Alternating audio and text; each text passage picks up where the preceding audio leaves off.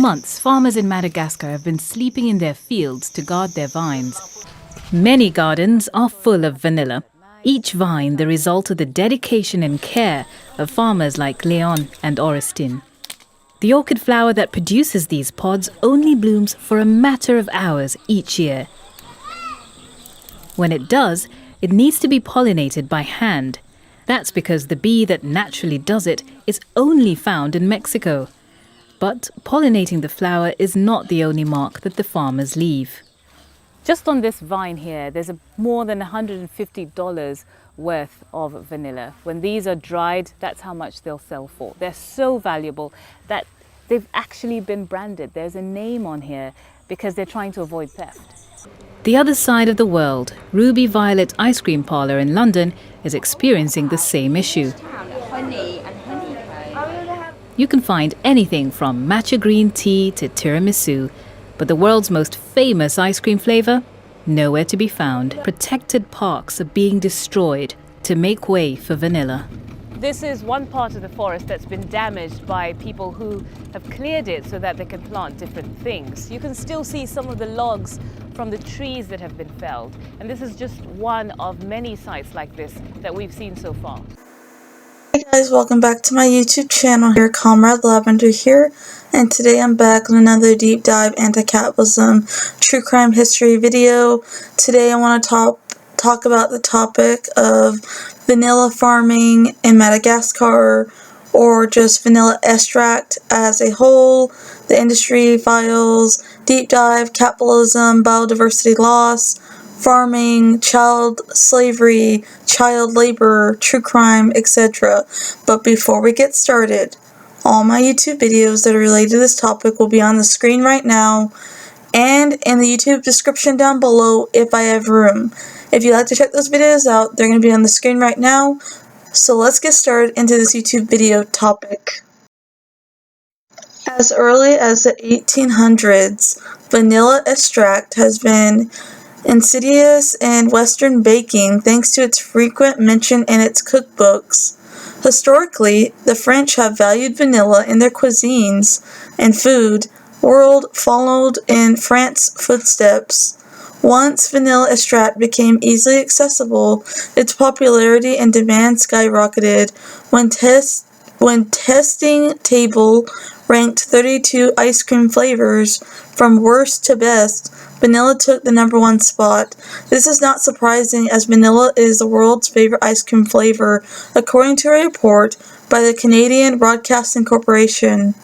Vanilla is also used in makeup and cosmetic products and beauty products as well, shipped worldwide. It's not just in food, it's also in cosmetic products and perfumes and stuff like that.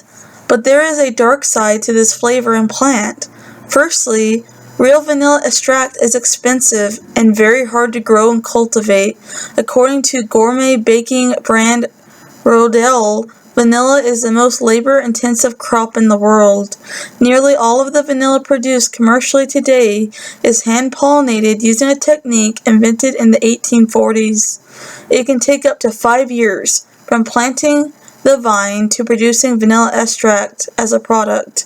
The traditional natural vanilla extract is generally produced by copping and culling vanilla beans in steel containers with alcohol and water.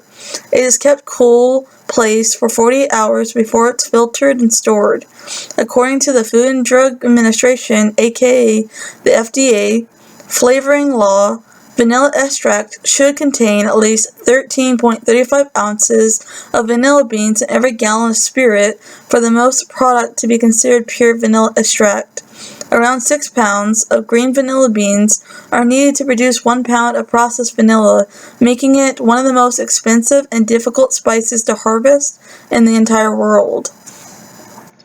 Nowadays, less than 1% of the total global market in vanilla flavor is actually sourced from pure vanilla beans, as most brands and products use artificial vanilla extract, and the artificial extract contains synthetically prepared products like wood pulp and petroleum and other chemicals. Vanilla farming production also negatively impacts biodiversity and the environment as a whole. causing deforestation and loss of biodiversity where it's grown, especially in Madagascar in Africa, where you'll find 80% of the world's vanilla beans are grown and harvested. In Madagascar, the rising demand from global markets is forcing farmers to clear forests to make new fields.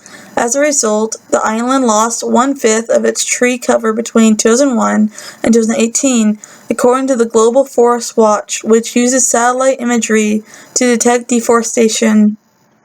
Vanilla cultivated in the forests instead of on fallow land led to a loss of 23% of all species, and endemic species decreased by 47%.